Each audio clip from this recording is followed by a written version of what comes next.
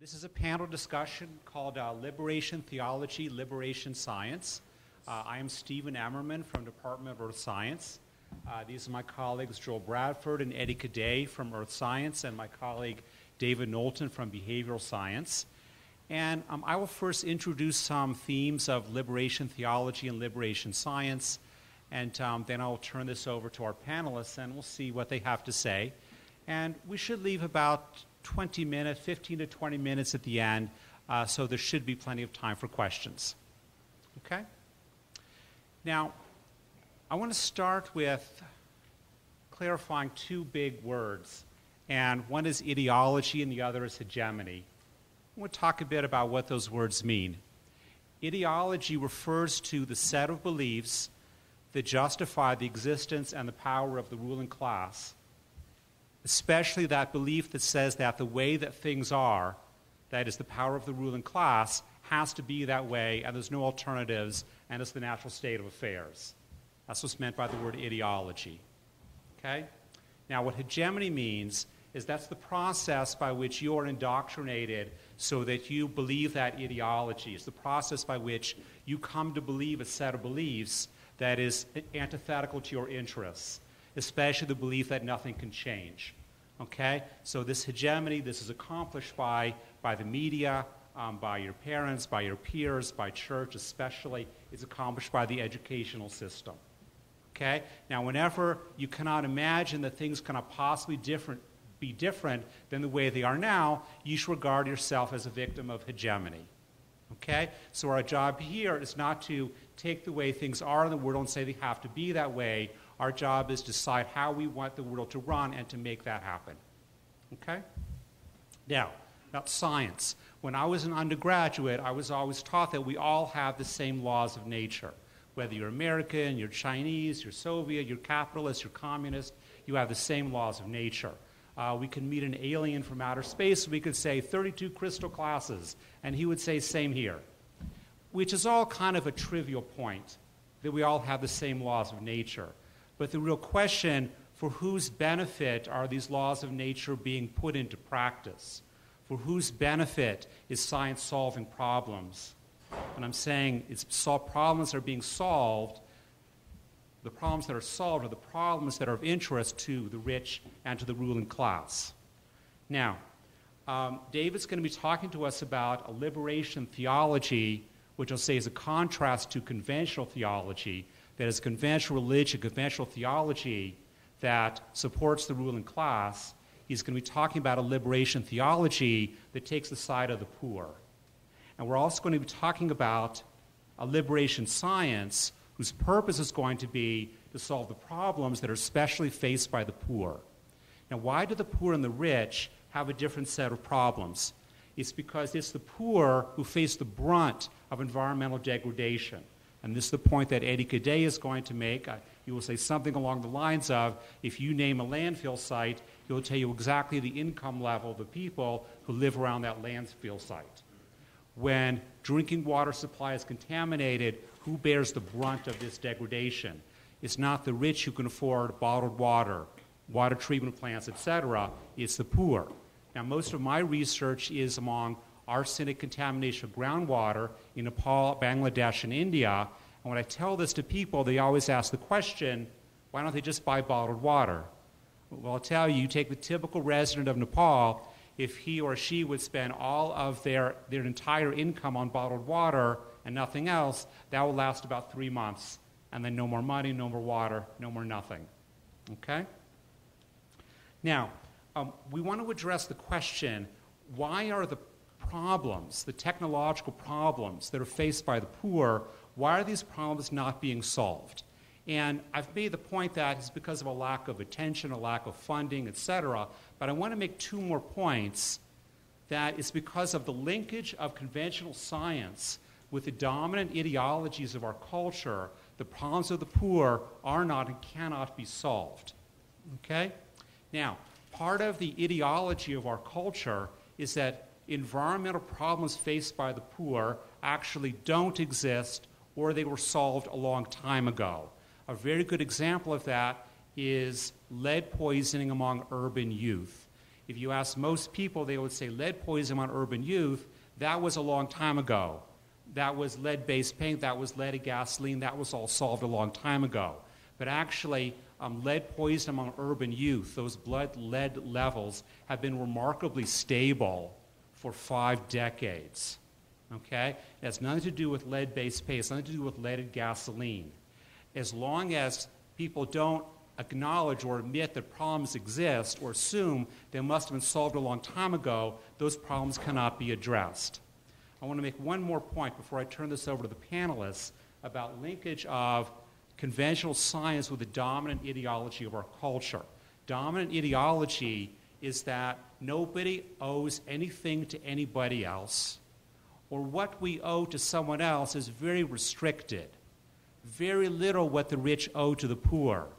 What the rich owe to the poor outside of the borders of our country, now we're talking about very, very little. Okay? Now, how does that kind of ideology prevent the solution of scientific problems faced by the poor?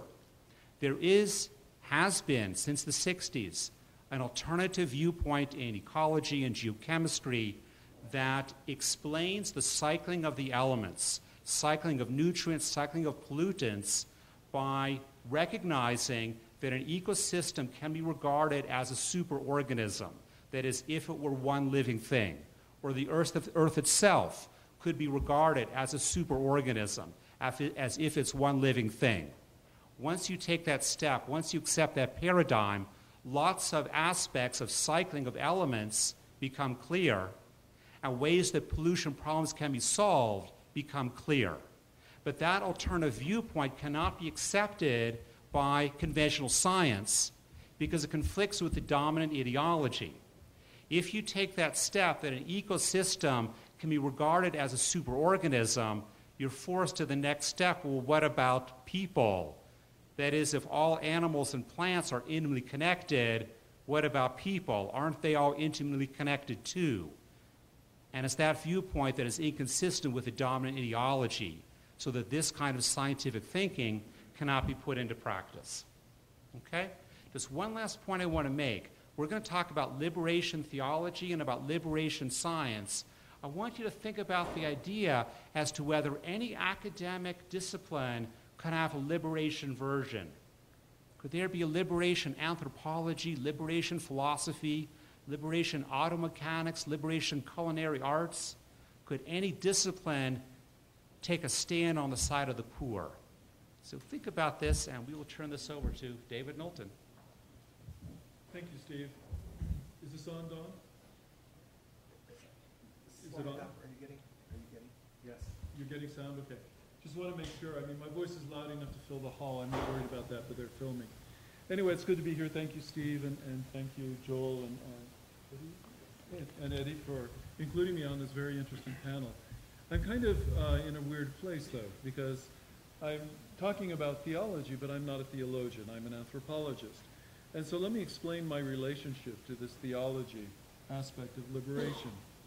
I, first of all, did an LDS mission in Latin America in the 70s, which is a very revolutionary period against the dictatorships that dominated the scene at the time. And what we then called third world priests were all over the place. And one of my first days, I ran into a third world priest who was interested in helping people, working with them, very engaged in understanding the problems of the poor. And it felt very strange to be a white-shirted, tied Anglo missionary in this context of people who are suffering deeply in a mining camp with very little food. And, Steve was talking about the problem of bottled water. Well, I saw a woman who was bleeding to death by a pulled tooth because she had no money to take the taxi back to the dentist. And that's not unusual in the third world, life, or what used to be called third world, among the poorer countries and among poorer populations. A lack of a dollar or two can make an enormous difference in people's lives. Well, so that started me at thinking about theological issues. Well, that helps, doesn't it? Turn the button. That started me thinking about theological issues, and God willing, I know that better than I do the turning on buttons. So I went to graduate school at the University of Texas, and one of my colleagues was a former priest who had left the priesthood, And after he was in graduate school in Chile and left Chile because of the coup, at the time of the coup, as part of a whole set of exiles who left Chile. And he brought the issues of liberation theology right to my doorstep, challenged me every day on issues. Much later, I was a professor at BYU, and a group of students who had been LDS missionaries like me in anthropology had also run into liberation theology and wanted to read on it. So we put together a class, and we all read liberation theology simultaneously. And it had a huge impact on me because it brought together many of the things that I had been seeing, my own questions as an anthropologist in dealing with desperately poor people, and my meditations about my former existence as a missionary. So what is liberation theology?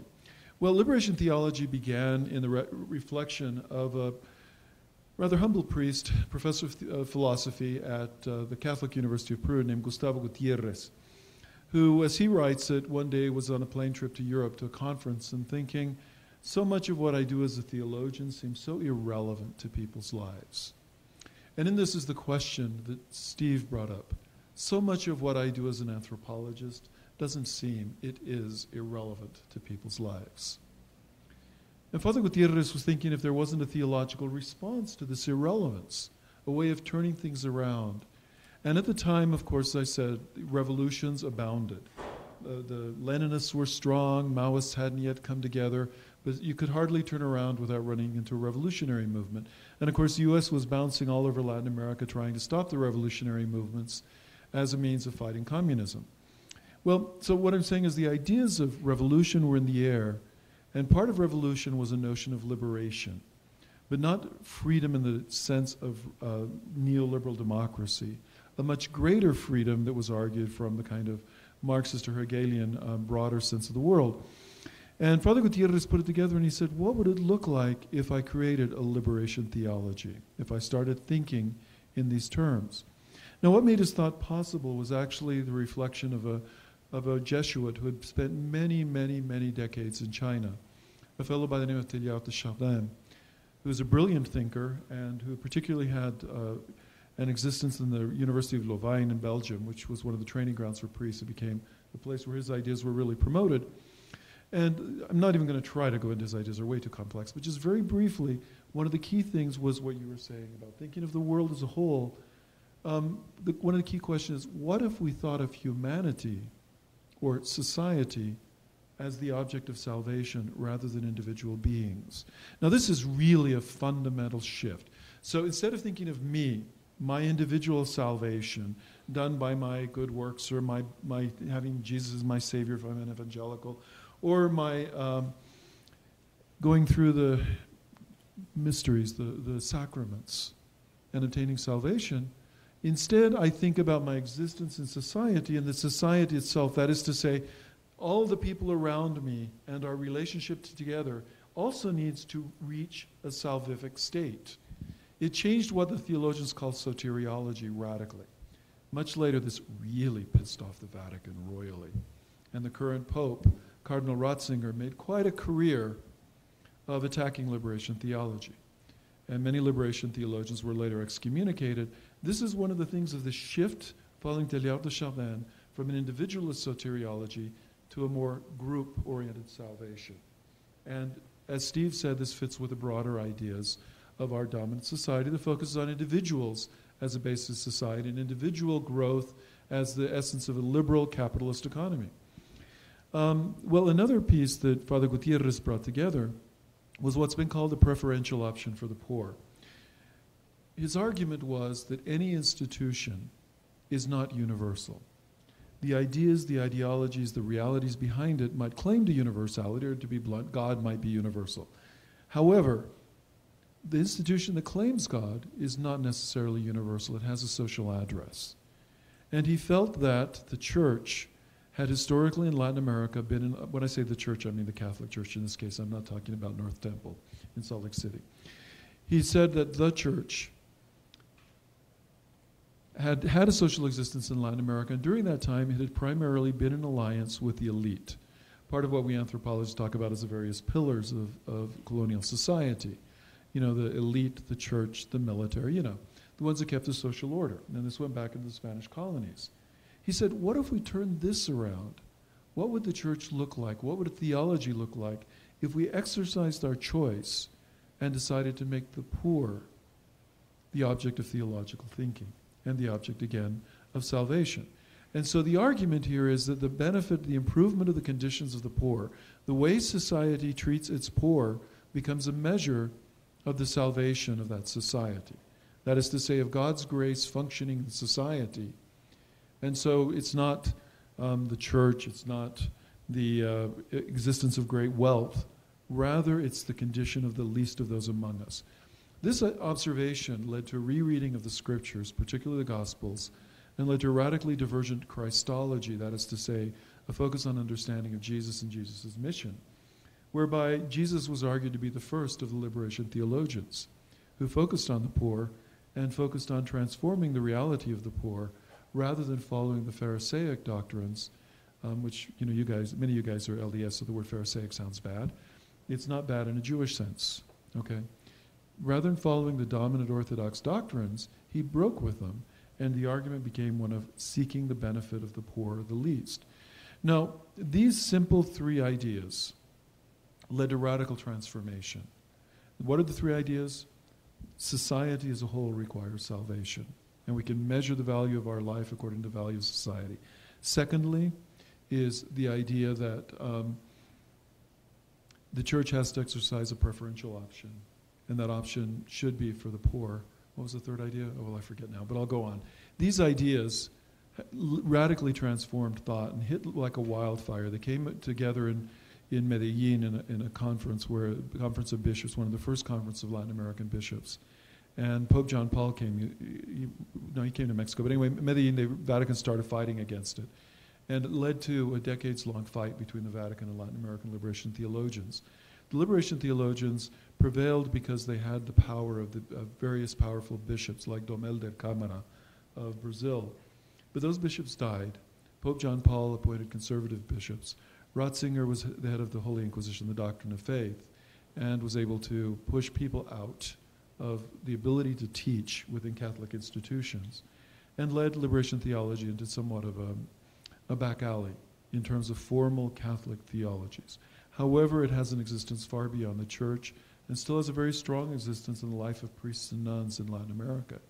And oddly enough, it spawned a Protestant liberation theology, and it's motivated other organizations, other groups to think through their own position vis-a-vis society, vis-a-vis the poor.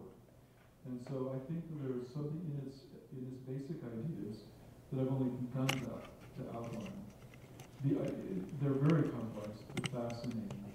And part of the idea is not to get into intellectual complexity, but rather to help people to understand their own place in the world and decide on a course of action to lead to their own salvation as well as the salvation of society. And salvation cannot be measured solely in material, that is to say, spiritual terms, but also must be measured in material well-being. And that makes for a radical change. And so can there be a liberation anthropology? Well, many anthropologists from the 70s and 80s would totally agree. They just didn't call it liberation anthropology. They called it committed anthropology. But still, their argument was around the poor. There are other arguments here that are part of this theological mix, like thinking of society as a whole, and the issue of salvation, in a way, the movement of society towards some end, some telos, that I think still require reflection by social scientists. And so I submit that to you. Thank you. I'm going to kind of continue on with what Dave Knowlton had to say on liberation theology, because what we're doing is we're trying to equate liberation theology back into liberation science. And this is Steve and I on procession. We worked in a little village called Tamala, Mexico. We also work with the Jesuits down in Creel, which is in Chihuahua, northern Mexico. But this is a story about central Mexico and Guanajuato. Okay, Guanajuato, it's not on here, but it's right about where the J is in Guadalajara. Oh, hang on. I don't want it to do that. I think I need to go to here. Oh, no, that's not what I wanted to skip.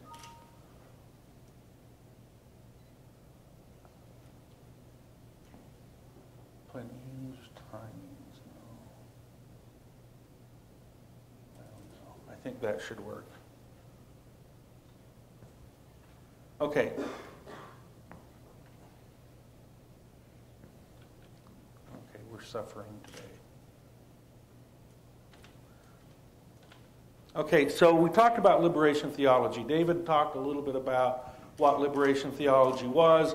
I want to talk a little bit about Vatican II. This is Pope John the 23rd. In early 1960s, I believe it was 1962, he called the Second Vatican Council. Okay, so in the entire history of the church, they'd had 2 Vatican councils. This was the second. And basically the discussion, or one of the big discussions in Vatican II, was liberation theology and how to relate to the poor. And there's 3 aspects. This was a huge conference. Lots of things came out. I want to concentrate on 3 of those things. Okay, so here's Vatican II. The history, I'm going to go by this a little bit because David talked about this. The historical role of the church was to lend legitimacy to government. Right? Now, before Vatican II, the priest would have his back to the congregation.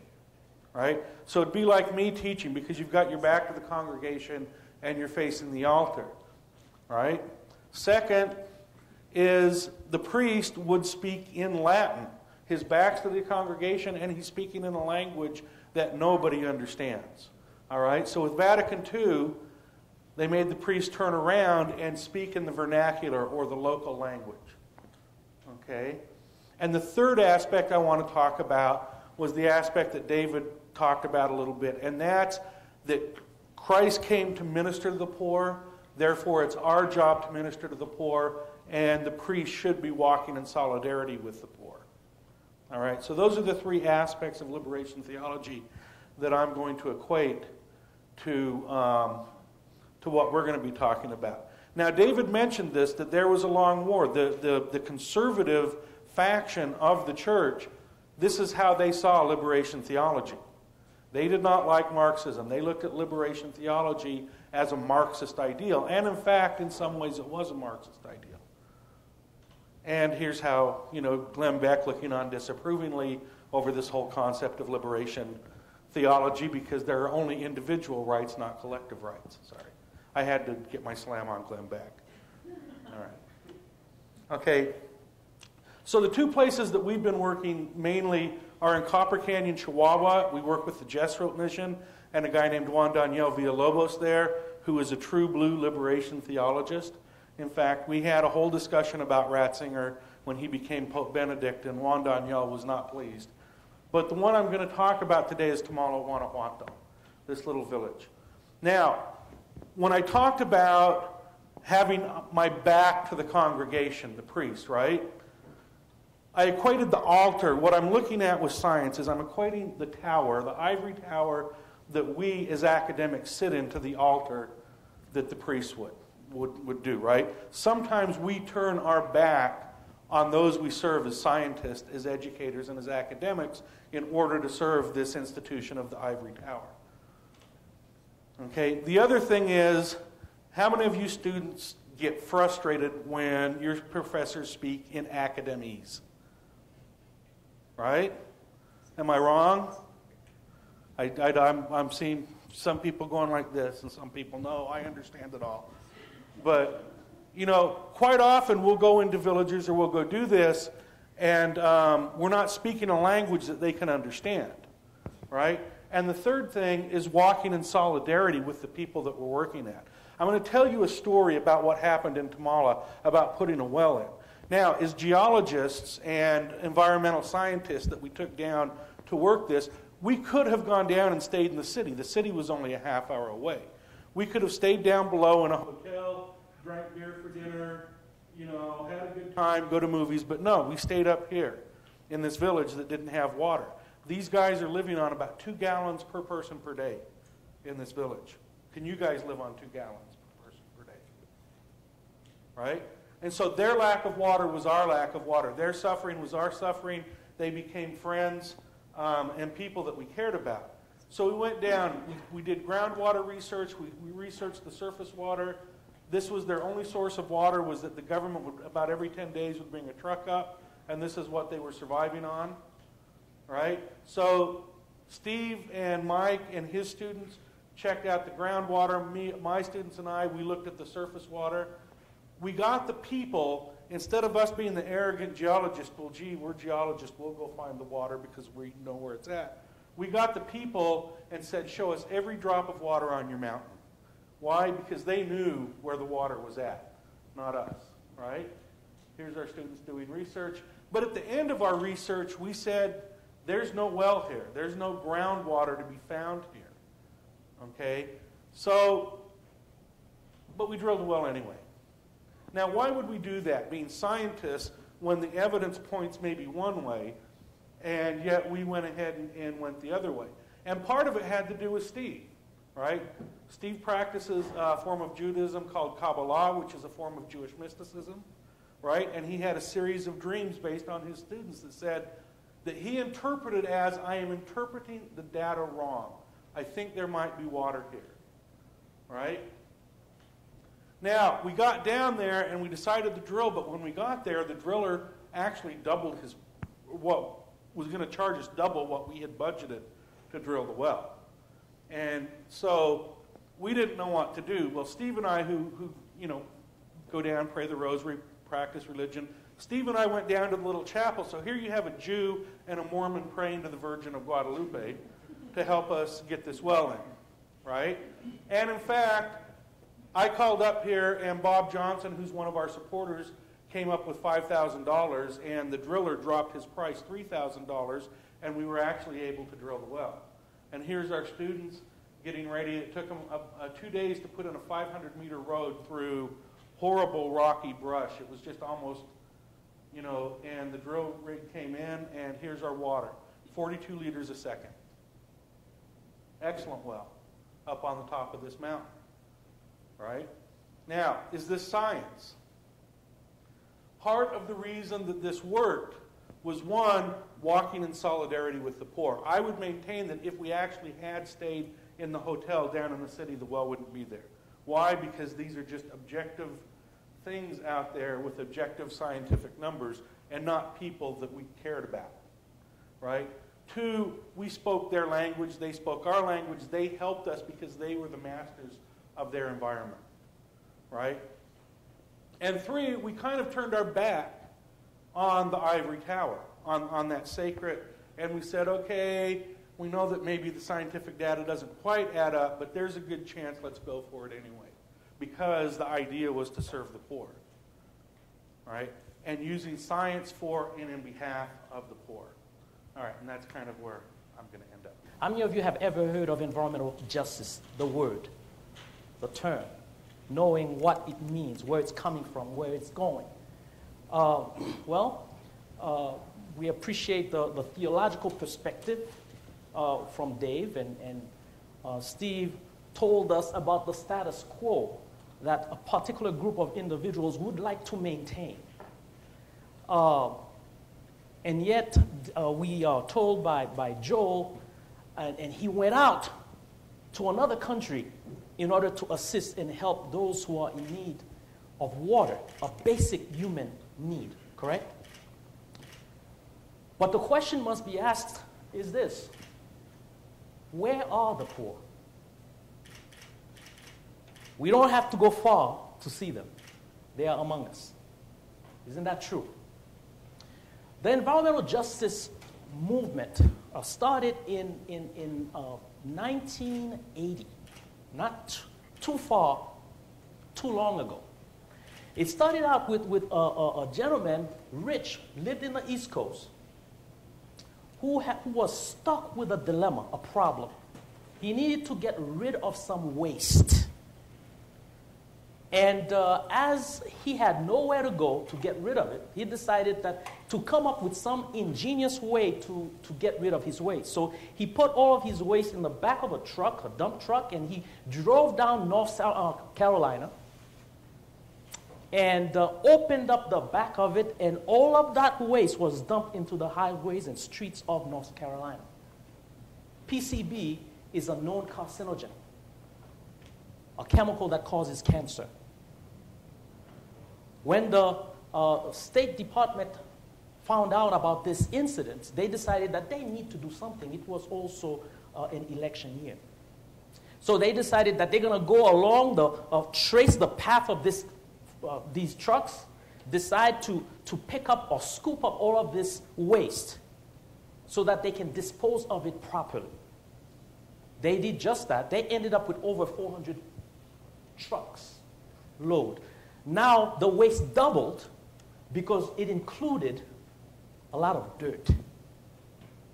But one thing that they had a problem with, that's the State Department, they forgot that they need to dispose it someplace. Where would that be? The landfills in Alabama, North Carolina, all these places, those landfills would not pick it up because they see trouble in the future. And so they decided, well, we are the government.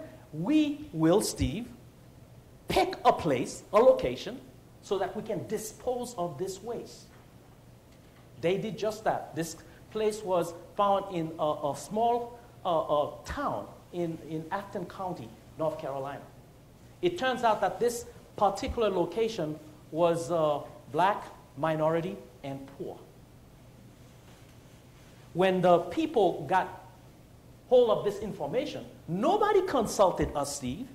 Why is it that our community was picked out so that we can be dumped upon, especially with something that may potentially contaminate our groundwater, our surface waters? A legitimate question. No one was willing to answer. As a result, they protested. Something that should have been done quietly turned out to be into a big protest. So the people decided, we're going to walk against this. We're not going to let these trucks in to our community. So they decided to just produce a grassroots group, and they just started marching and preventing the trucks from coming in. However, the State Department did not like that, and many arrests were made. As a result of these arrests, some politicians who assisted in this protest were arrested. They had people coming from California to help in that protest. That's how big it got. It made the news. Again, it was supposed to be quiet, Dave. So, when the politicians who were arrested decided that, hey, we need to look into this claim. These people are contending that the reason that our community was picked was because we were black and because we were poor. So the politicians decided that they were going to launch or insist that Congress launch an investigation into the matter to see if these claims were correct. If this protest did not occur, would they have had a voice? If a politician was not arrested, would they have had a voice? Would they have had a chance? Well, they did launch an investigation. The Governmental Accountability Office launched the first environmental justice investigation to find out if it was true. And this was focused on the EPA Region 8.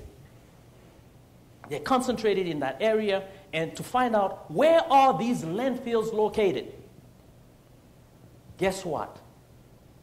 The result came, and again, it was a scientific study. The result came about 3/5 or 75%, 3/4, 75% of minorities, blacks or poor, live right next to a dump. Then the issue began to grow bigger. Several years later, another group decided to launch an investigation to determine, is that true? Was that an isolated incident? Was it just there? Is this true of America? They found out that it was not isolated, but you can go throughout the land and find situations similar.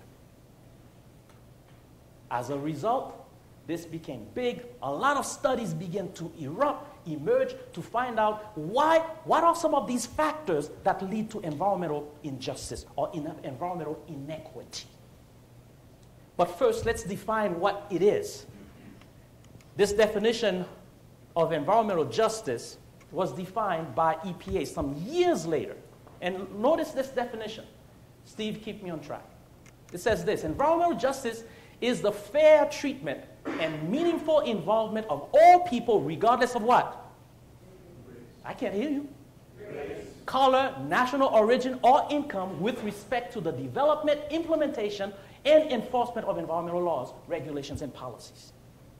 And in fact, this is supported by our national policy, NEPA, that was established in 1969, which created the EPA, the Environmental Protection Agency, who has the mandate to protect the environment, but not necessarily just for the environment, because of people in it, suggesting that we all have a right to live in a clean environment and breathe what? Clean air and drink clean water.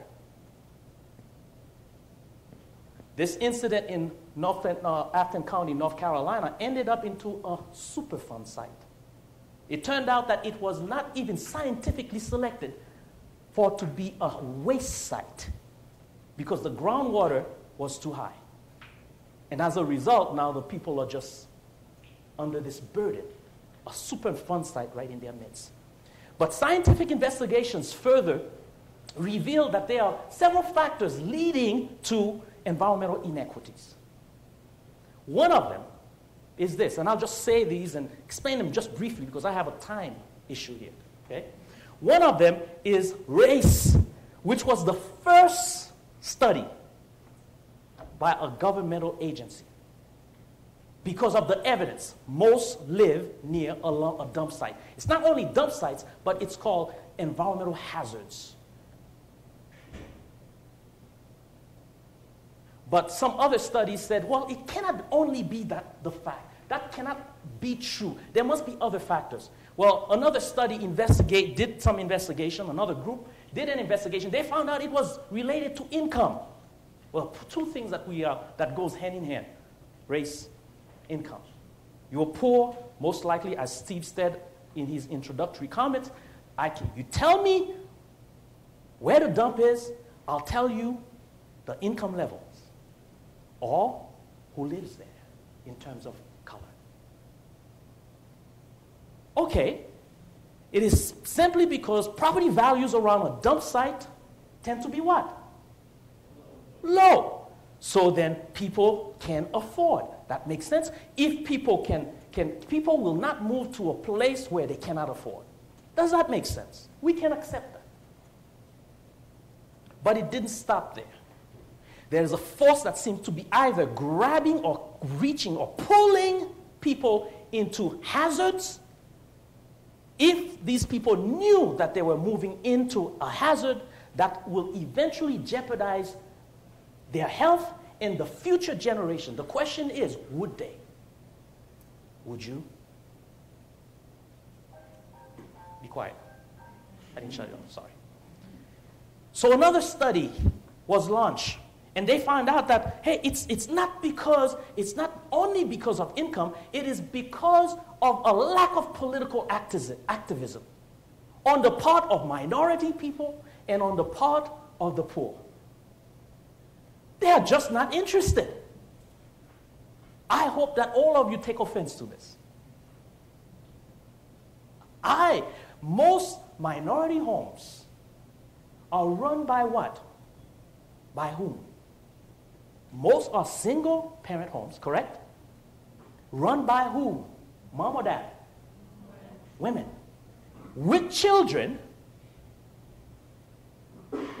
And mom usually is working how many jobs? Unless they're in welfare. 2 or maybe sometimes 3. Trying to make ends meet. I don't have time to go to council meetings. I don't have time to get into the debate. I have other priorities. My children, Dave, need food. It's not that I'm not interested. It's just that my priority is the health and life and outcome of my children.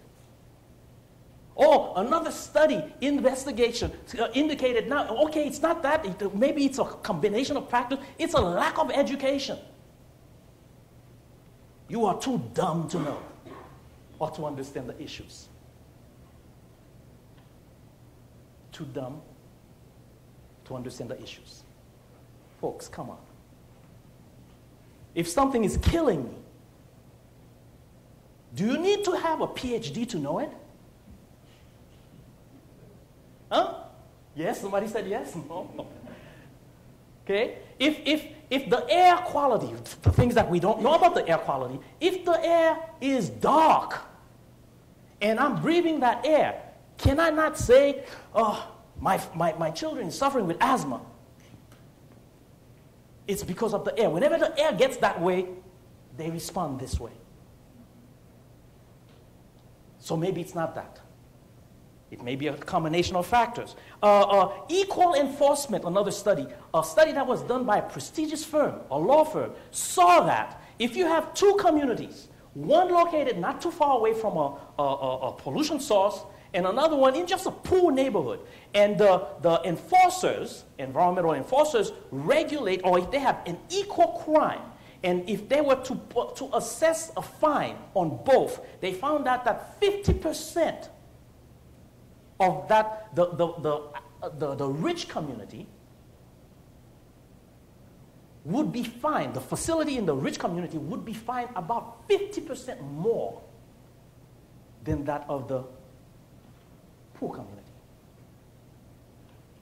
It appears to me that poor people, a minority, and those who cannot afford it, those who does not have a voice, not because they don't want it, but because they don't have time, really are in deep trouble, Steve. And the question that I have for you is this.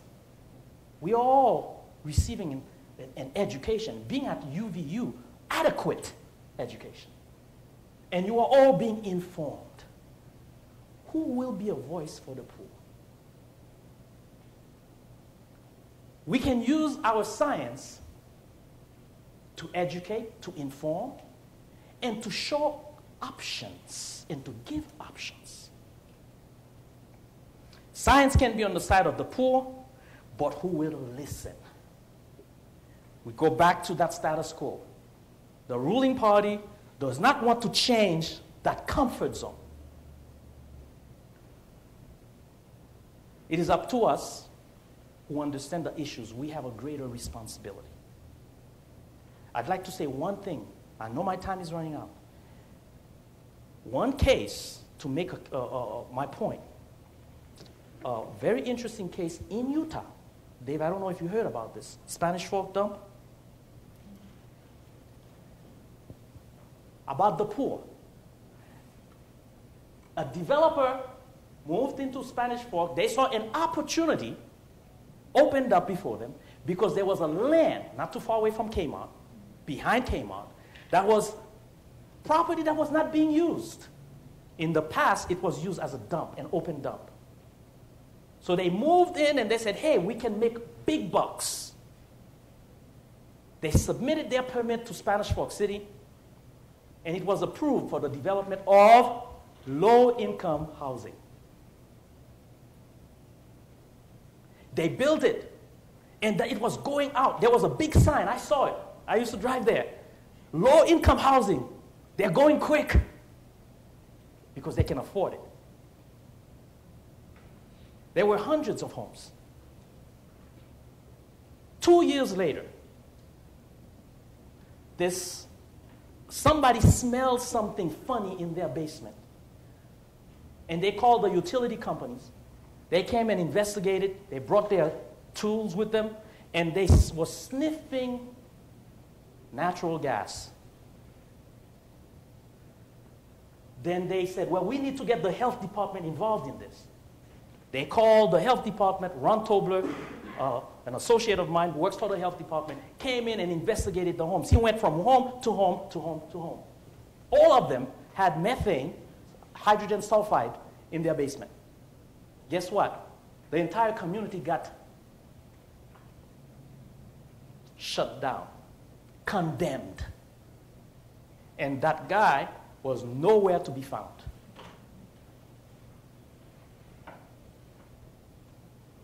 Until later. But who were struggling? The people in that community.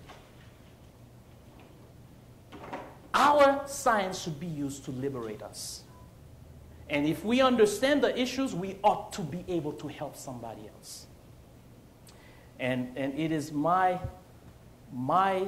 thought to you, hopefully, that from today, from this point, you will move to do something to help somebody who's less fortunate than you. And just because people do not participate in activities doesn't mean that it's because they are ignorant or because they are just not interested, but waiting for you as a backup to help in their cause. 2 days ago in the local paper, they do the I don't know what the positive side of it's called, but the buffalo chip was the one that got my attention. A woman had written in saying, essentially, what's wrong with these poor people, that they can't even use their minds to know that they should be feeding their children, and how dare our schools have to do these free lunch programs on the weekend, and how problematic it is that our food banks are so low because, after all, they're just taking advantage and running the food banks out of resources.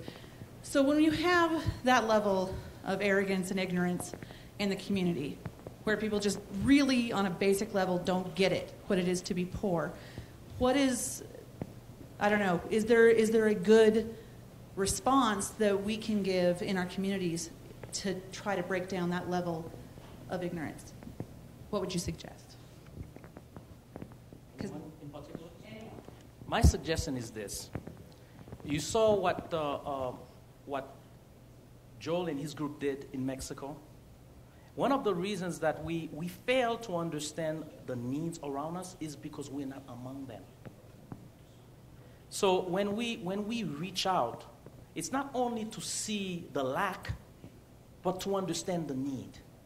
Why is it that people have a certain mindset and they do not provide for themselves sometimes? It's not that they can't, but perhaps there are some hindrances that are preventing. And our responsibility, I think, is to educate, to go out, to go in the community. I love I'm not LDS, but I love the program where they send out people in the community to learn their language so that they can be of better use to the community. It's not what you can do for me, but it's what I can do for you. You're kind of suggesting, Kat, as well. I totally agree with what Eddy said, first of all. I second it. But there's an ideology, to use Steve's terms, among the middle classes and the elite that the poor are bad, by definition. And the poor are poor because they're lazy, because they're immoral, and so on. And so we can call this simply one of many blaming the victim approaches, blaming the poor for their status.